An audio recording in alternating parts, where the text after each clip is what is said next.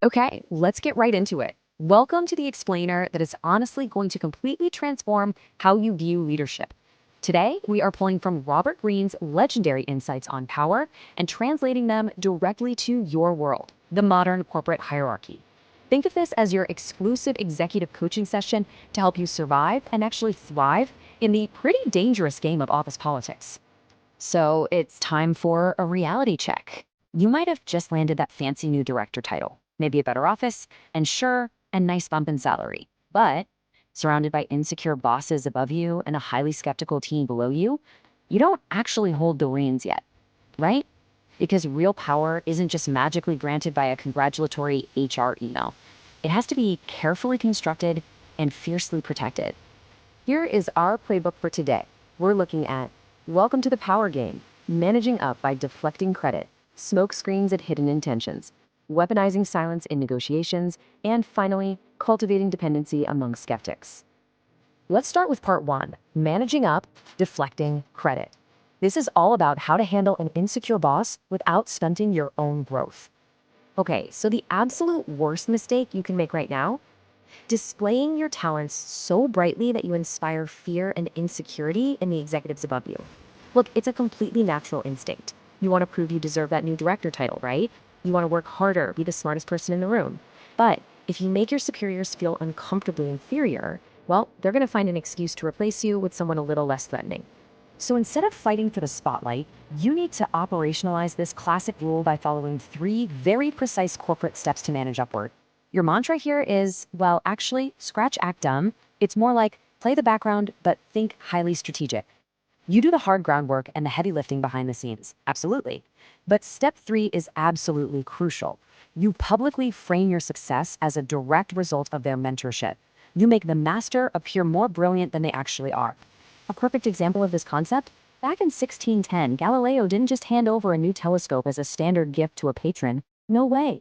When he discovered the moons of Jupiter, he literally dedicated the cosmic discovery itself to the powerful Medici family, aligning their royal greatness with the stars. The result of making them look so incredibly good, he was instantly promoted to official court philosopher with a full salary. You must do the exact same thing. Make your boss look like a total genius to guarantee your own rise. If you lead a successful product launch, publicly credit their visionary guidance for the win. Let them take the credit while you quietly take the control. Moving on to part two, smoke screens and hidden intentions. Controlling information flow to maintain authority.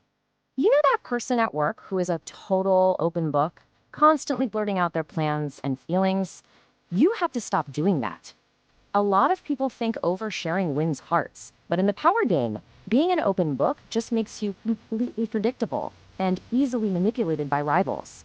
Instead, you need to act like a strategic director. Maintain a bland, unreadable exterior, use decoys, and force others to chase false goals. So, how do we conceal highly ambitious intentions? We use false sincerity. Try dropping in specific phrases like, I'm just focused on supporting the team's immediate KPIs right now, or I really value your honest input on this legacy process, or even, my main priority is just keeping my head down and learning the ropes. By projecting this totally harmless, agreeable front, you are secretly buying yourself the time to plot your actual high-level strategy. It's exactly how Otto von Bismarck tricked an entire parliament into giving him power. Deception absolutely requires a screen of smoke to distract attention from your real purpose. By talking endlessly about those safe decoy goals we just mentioned, you appear friendly and open. But what you're really doing is sending your corporate rivals on these massive, time-consuming goose chases. They get so hyper-focused on the ordinary stuff that they completely miss your long-term plays until it's way too late for them to defend against you. All right, part three, weaponizing silence in negotiations. This is how you gain serious leverage by saying less than necessary. Imagine this. You're sitting at the table in a high-stakes negotiation. Let's say you're at a total impasse over the new quarterly budget. The demands have been made, the tension in the room is ridiculously thick, and suddenly, nobody is talking. The room goes completely quiet. Now, the natural human instinct here is to nervously start rambling just to kill the awkwardness. As a director, you must completely resist that urge. Instead of rushing to fill that void, I want you to channel King Louis XIV. When ministers brought him complex, agonizing proposals, he didn't debate them. He'd simply utter a completely non-committal phrase. I shall see.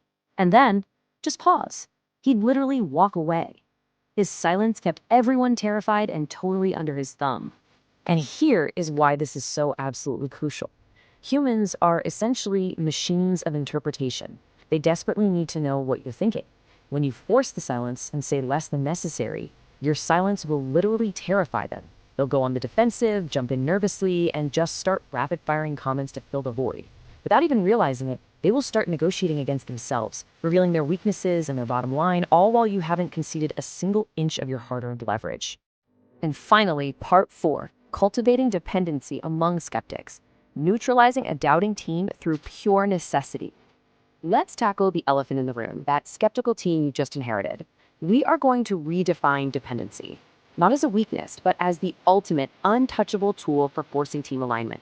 It's a strategic relationship where your unique skills or access or protection become absolutely essential to their survival and success.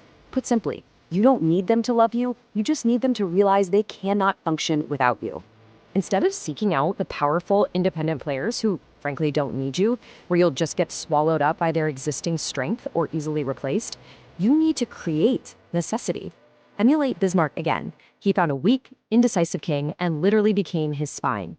You have to find the weak links in your department's workflow and become the intelligence, the indispensable backbone that the whole operation absolutely relies on to survive daily. So how do we build this corporate dependency? You need to possess a specialized, irreplaceable skill. Handle the complex tasks that only you understand. Wrap yourself tightly around key data systems so you are the only one who truly gets them. Or act as the vital shield between the team and the CEO. If you execute these tactics, your skeptical team will quickly realize that losing you would be an absolute disaster. And you know what happens then? Their skepticism will magically transform into absolute self-preserving loyalty. At the end of the day, necessity rules the corporate world. So the tools for true authority are now firmly in your hands. You know how to flatter your boss's ego, conceal your true intentions with smokescreens, break your opponents with silence, and forge unbreakable loyalty through pure necessity. But the ultimate question remains. You now know the laws. Are you prepared to play the corporate game, or will you allow yourself to be played? How you choose to wield these laws on Monday morning is going to determine the entire trajectory of your career.